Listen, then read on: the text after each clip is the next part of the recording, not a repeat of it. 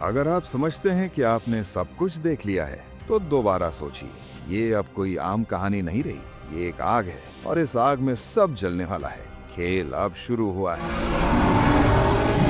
Episode 1 की शुरुआत में एंग अब भी बाकी एलिमेंट्स मास्टर करने की कोशिश कर रहा होता है। वाटर सीखने के बाद अब उसे अर्थ और फायर भी मास्टर करना है, क्योंकि वही अवतार है जो फायर नेशन को रोक सकता है। सुक्का और कतारा के साथ सफर करते हुए एंग फायर नेशन के सोल्जर्स को हरा देता है और भूमि तक पहुंचता है, जो कैद नजर आता है। लेकिन भूमि बताता है कि उसने अपने लोगों को बचाने के लिए खुद सरेंडर किया था। भूमि एंग को समझाता है कि अर्थ बेंडिंग मास्टर करने के लिए उसे न्यूट्रल जिंग सीखना होगा। वो ज्यादा कुछ साफ नहीं बताता, लेकिन एंग को अगले कदम का इशारा दे देता है। दूसरी तरफ ओजाए को पता चलता है कि उसके जनरल्स नाकाम हो चुके हैं, इसलिए वो उन्हें हटाकर अजूला को ज्यादा इख्तियार दे देता है। अजूला बासिंग से पर हमले का प्लान देती है, लेकिन ओजाए लीडरशिप जनरल ट्रान के हवाले कर देता है। साथ ही अजूला को जूको को ढूंढने का काम दिया जाता है। जूको इस वक्त आयरो के साथ भगोड़ा बना हुआ है और अब भी अपनी पुरानी सोच से बाहर नहीं निकला। इसी दौरान एन को खबर मिलती है कि सदर्न शोर पर फायर नेशन कब्जा कर चुकी है। वो सबको सर्पेंट्स पास के रास्ते से निकाल लेता है, लेकिन रास्ते में एक बहुत बड़ा सर्पेंट उन पर हमला कर देता है। एंग उसका ध्यान भटकाता है, जबकि सुक्की, सोक्का और कतारा उसका मुकाबला करते हैं। जब पता चलता है कि क्रीचर जख्मी है, कतारा और एंग मिलकर उसका इलाज कर देते हैं। उनकी मदद देखकर सर्पेंट बिना हमला किए वापस चला जाता है। कतारा की काबिलियत देखकर सुक्की उसे कियोशी वॉरियर्स ज्वाइन करने का मशवरा देती है, जबकि ग्रुप अर्थ किंगडम के अंदर एंग के लिए टीचर की तलाश जारी रखता है। लेकिन सबसे बड़ा खतरा ग्रेट कॉमेट है, जो तेजी से करीब आ रहा है। पिछली बार इसी कॉमेट की ताकत से फायर लॉर्ड सोजिन ने एयर नोमैड्स का सफाया कर दिया था। अब जब कॉमेट दोबारा आने वाला है, फायर नेशन पहले से कई गुना ज्यादा ताकतवर हो जाएगी। ये सुनकर एंग फैसला करता है कि वो बासिंग से जाएगा और अर्थ किंगडम को इस खतरे से आगाह करेगा। उधर ओजाई, टाइली और माय को अपने साथ मिला लेती हैं। उन्हें यकीन है कि अवतार का पीछा करते करते वो जूको तक भी पहुंच जाएंगे। दूसरी तरफ जूको अपनी हालत का जिम्मेदार आइवो को मानता है और फैसला करता है कि वो अवतार को ढूंढकर हर कीमत पर घर वापस जाएगा, चाहे उसके लिए उसे आयरो को ही क्यों न छोड़ना पड़े।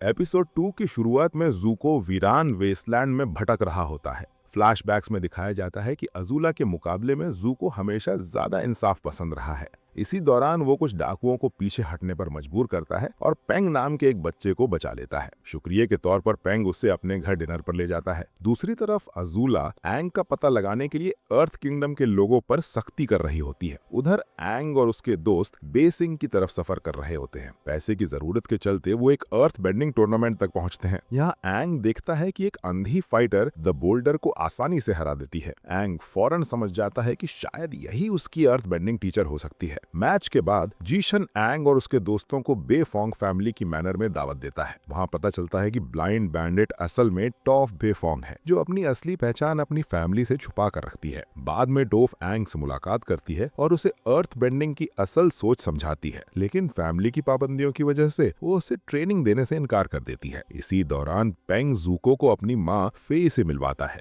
फेई उसकी मेहमान नवाजी करती है और धीरे धीरे समझ जाती है कि जूको अपने माजी और पहचान से जुड़ा कोई बोझ उठा रहा है। फ्लैशबैक्स में दिखाया जाता है कि जूको अपनी माँ के बहुत करीब था। उसी ने उसे सिखाया था कि असल हिम्मत दूसरों की हिफाजत करने में होती है। ब्लू स्पिरिट की कहानी भी उसी ने सुनाई थी, जिस पर जूको आज तक यकीन रखता है। अगली सुबह जूको फेई की मदद के लिए उसके घर की मुरम्मत करता है, जबकि अजूला धीरे धीरे उसके करीब पहुंच रही होती है। इसी दौरान ये भी पता चलता है कि उनकी माँ ने कभी जूको और अजूला को ओजाई से दूर ले जाने की कोशिश की थी, लेकिन वो नाकाम रही। मौजूदा वक्त में सोका और सूकी का सामना टाइली और माय से होता है और उनके दरमियान सख्त लड़ाई छिड़ जाती है। दूसरी तरफ अजूला, जूको और एंग आमने सामने आ जाते हैं। अजूला जूको को घर ले जाना चाहती है, जबकि जूको एवटार के पीछे जाना चाहता है। बात जल्दी ही एक जबरदस्त लड़ाई में बदल जाती है। लड़ाई के दौरान जूको पूरी ताकत से मुकाबला करता है, लेकिन फिर आयरो वापस आकर उसकी मदद के लिए खड़ा हो जाता है। आयरो के सामने अजूला एक लाइटनिंग अटैक करती है और वहां से निकल जाती है। इसी हंगामे में टोफ फैसला करती है कि वो एंड के साथ जाएगी और उसकी अर्थ बेंडिंग टीचर बनेगी, लेकिन बेफोंग फैमिली हार नहीं मानती और टोफ को वापस लाने के लिए जीशन और द बोल्डर को उसके पीछे भेज देती है।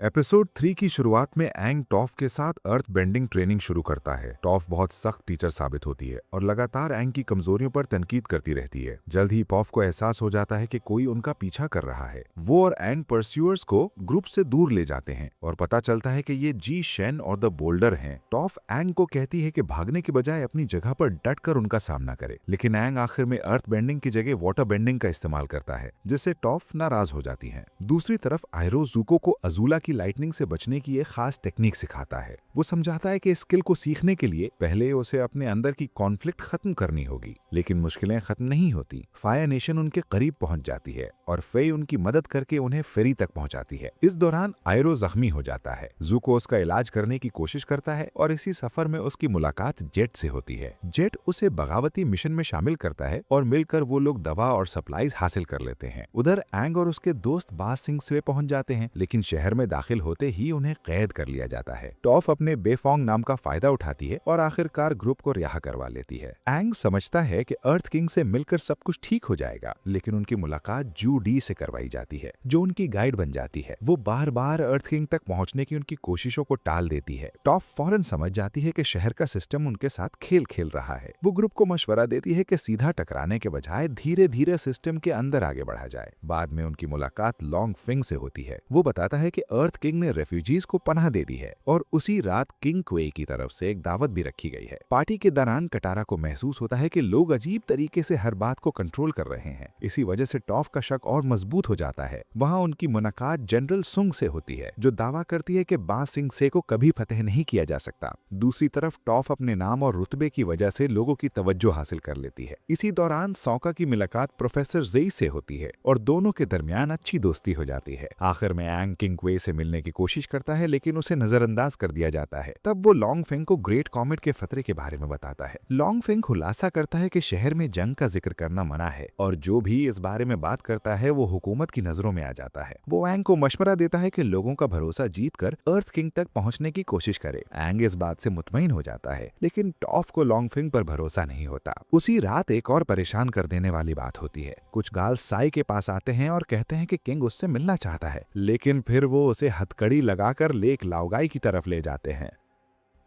एपिसोड 4 की शुरुआत में टॉफ हमेशा की तरह एंग की सख्त ट्रेनिंग करवाती है और उसे ज्यादा मेहनत करने पर मजबूर करती है। दिन के दौरान लॉन्ग फेंग एंग को शहर की अहम लोगों से मिलवाता है, जबकि सौका गायब होने वाले साई को ढूंढने की कोशिश करता है। जब उसे साई का कोई पता नहीं चलता तो वो जई से बात करता है। जई बताता है कि बासिंग से में सिर्फ किताबें ही नहीं, लोग भी गायब कर दिए जाते हैं। जो ज्यादा सवाल पूछते हैं या हुकूमत के खिलाफ जाते हैं वो अक्सर लौट कर नहीं आते। दूसरी तरफ ज़ूको शहर में छुपकर मेहनत मजदूरी कर रहा होता है, जबकि आयरो उस पर नजर रखता है। जेट को पता चलता है कि कुछ रिफॉर्म्ड फायर नेशन सोल्जर्स शहर में रह रहे हैं और वो उन पर हमला करने का प्लान बनाता है। ज़ूको उन्हें वार्न करने की कोशिश करता है, लेकिन कोई उसकी बात नहीं मानता। कटारा को भी इस प्लान की खबर मिल जाती है। उधर आयरो देखता है कि एक औरत फायर नेशन के जुल्म के खिलाफ आवाज उठाती है, लेकिन किंग्स गार्ड फौरन उसे गिरफ्तार कर देती है। इससे साफ हो जाता है कि बासिंग से के अंदर सब कुछ उतना परफेक्ट नहीं जितना दिखाया जाता है। ट्रेनिंग के दौरान टॉफ समझ जाती है कि एंग अब भी जमीन की वाइब्रेशंस को ठीक से महसूस नहीं कर पा रहा, इसलिए वो उसे आंखों पर पट्टी बांधकर ट्रेनिंग करवाती है ताकि उसका कनेक्शन और मजबूत हो सके। इसी वक्त अज़ूला और उसकी टीम सुकी पर हमला करती है, लेकिन अचानक ओजाई के ऑर्डर्स आने पर उनका मिशन रोक दिया जाता है। बाद में टॉफ को पता चलता है कि बेफोंग फैमिली के फायर नेशन के साथ तिजारती ताल्लुकात नहीं है। अगर ये बात बाहर आ गई तो उनके लिए मुश्किल खड़ी हो सकती है। जूडी ग्रुप को साई की वर्कशॉप में जाने पर डांटती है और दावा करती है कि साई रॉयल इंजीनियर्स के साथ काम कर रहा है, लेकिन एंग और उसके दोस्त इस बात पर यकीन नहीं करते। बाद में लॉन्ग फेंग बताता है कि साई को दाइली ले गई थी क्योंकि उस पर फायर नेशन के लिए जासूसी करने का शक था। नतीजा ये निकलता है कि अर्थ किंग तक पहुंचने की उनकी एक और कोशिश नाकाम हो जाती है। उस रात आयरो का सामना एक डाकू से होता है, लेकिन लड़ाई के बजाय वो बातचीत से मसला हल कर लेता है।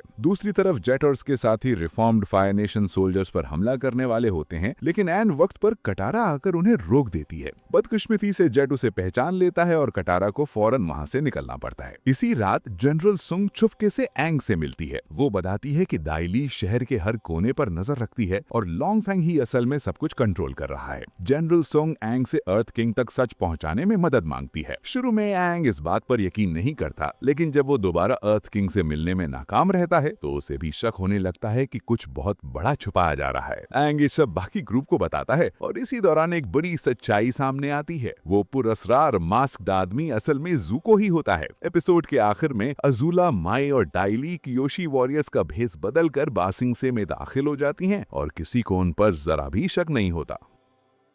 एपिसोड 5 की शुरुआत में एंग को एहसास होता है कि उसने कटारा को खुद से दूर कर दिया है। वो फैसला करता है कि उसे सीधा जाकर उसे बात करनी चाहिए। बेस पर टोफ बताती है कि कटारा जनरल सुंग से मिलने गई है। सुंग वार्न करती है कि लोंगफेंग बहुत खतरनाक है और उसे हराने के लिए एहतियात और हिमायत दोनों की जरूरत होगी। फिलहाल ग्रुप की तवज्जो स्पिरिट लाइब्रेरी को ढूंढने पर होती है। उन्हें उम्मीद है कि वहाँ ग्रेट कॉमेट के बारे में मालूमात और फायर नेशन को रोकने का कोई तरीका मिल सकता है। जी की मदद से उन्हें एक स्क्रोल मिलता है जो लाइब्रेरी तक पहुंचने का सुराग देता है। सौका जोश में जी को भी मिशन में शामिल कर लेता है। दूसरी तरफ टोफ को पता चलता है कि लेडी बेफोंग शहर आ रही हैं। इसी दौरान अज़ूला, माई और टाइली शहर के अंदर लोंगफेंग और जू डी का भरोसा जीत लेती हैं। साथ ही उन्हें समझ आ जाता है कि लोंगफेंग और जनरल सोंग के दरमियान तनाव मौजूद है। टोफ की मुलाकात आयरो से होती है जो उसे मशवरा देता है कि अपने घर वालों से खुलकर बात करे। ये गुफ्तगू आयरो को भी मुतासिर करती है और उस रात वो ज़ूको से अपने पछतावों का इकरार करता है। आयरो बताता है कि वो हमेशा ज़ूको को अपने बेटे की तरह देखता रहा है और चाहे वो कोई भी रास्ता चुन ले उससे मोहब्बत करता रहेगा। दूसरी तरफ कटारा जेट से मदद मांगती है ताकि वो मिस्टिक लाइब्रेरी तक पहुंच सके। सौका जेट पर भरोसा नहीं करता, लेकिन जेट अपना वादा निभाता है और सबको लाइब्रेरी के दरवाजे तक ले जाता है। एंग मेडिटेशन के जरिए सबको स्पिरिट रेल्म में ले जाता है जहाँ उनकी मुलाकात लाइब्रेरी के लाइब्रेरियन वान शी टोंग से होती है। जी एक कीमती स्क्रोल देकर लाइब्रेरी के इल्म तक रसाई हासिल कर लेता है। ग्रुप अलग अलग होकर मालूमात ढूंढने लगता है। इसी दौरान एंग की मुलाकात अवतार यांगचेन से होती है जो उसे मशवरा देती है कि जरूरत पड़ने पर अवतार स्टेट का इस्तेमाल करे। टोफ को पता चलता है कि ग्रेट कॉमेट के साथ एक और अहम वाकया जुड़ा हुआ है। डे ऑफ ब्लैक सन के दौरान सोलो इक्लिप्स होता है और उस वक्त फायर बेंडर्स अपनी बेंडिंग खो देते हैं। उधर सौका को ऐसी मालूमात मिलती है जिसकी मदद से कॉमेट और इक्लिप्स की तारीखें निकाली जा सकती हैं। इसी दौरान जू को लाइब्रेरी तक पहुंच जाता है और कुछ लम्हों के लिए एंग को मारने का सोचता है, लेकिन आखिरी वक्त पर वो अपना इरादा बदल देता है और आयरो के पास वापस लौट जाता है। फिर सब कुछ उलट जाता है। जी लाइब्रेरियन को बता देता है कि लाइब्रेरी के कवायद तोड़े गए हैं। इस पर वान शी टोंग गुस्से में आकर उसे निगल लेता है।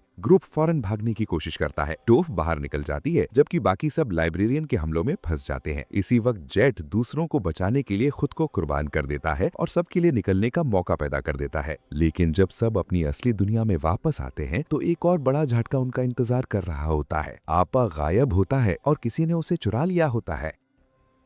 एपिसोड 6 की शुरुआत में अप्पा के गायब होने पर एंग अपना गुस्सा टॉफ पर निकालता है। पूरी रात तलाश के बाद ग्रुप फैसला करता है कि अप्पा को ढूंढने के लिए अब अर्थ किंग की मदद लेना ही उनका बेहतरीन रास्ता है। दूसरी तरफ ज़ूको तेज बुखार में जल रहा होता है। आयरो समझाता है कि ये तब्दीली की निशानी है। फ्लैशबैक्स में ज़ूको अपनी माँ अज़ूला और ओजाए से जुड़ी तकलीफदेह यादें दोबारा जीता है। जब उसका बुखार उतरता है तो वो बदला हुआ इंसान बन चुका होता है। उधर अज़ोला लोंगफिंग से डील करने की कोशिश करती है। वो उससे बागी जनरल्स के नाम बताती है और साथ ही ये भी कहती है कि बासिंग से के बाहर 20,000 फायर बेंडर्स हमले के लिए तैयार खड़े हैं। लोंगफिंग उसकी बात सुनता जरूर है, लेकिन उसे यकीन होता है कि अवतार पर उसका कंट्रोल ही उसकी सबसे बड़ी ताकत है। इधर सौका एक प्लान बनाता है जिसके जरिए ग्रुप वाइन के कास्क्स में छुपकर महल के अंदर घुस जाता है। अर्थ किंग से मिलने से पहले कटारा एंग को अपने गुस्से पर काबू रखने का मशवरा देती है। इसी दौरान लोंगफिंग जनरल सुंग को उसकी बेटी के जरिए ब्लैकमेल करके अपनी तरफ कर लेता है। आखिरकार ग्रुप अर्थ किंग तक पहुंच जाता है और उसे ग्रेट कॉमेट और फायर नेशन के खतरे के बारे में बताता है। शुरू में अर्थ किंग उनकी बात सुनता है, लेकिन लोंगफिंग सब कुछ उलट देता है। वो कटारा और टॉफ के खिलाफ बातें करता है और जनरल सुंग से भी अपनी बात की तस्दीक करवा लेता है। ये देखकर एंग अपना गुस्सा काबू नहीं कर पाता और सबके सामने फट पड़ता है। इस वाकये के बाद ग्रुप के दरमियान भी दूरियां पैदा हो जाती हैं और एंग तन्हा रह जाता है।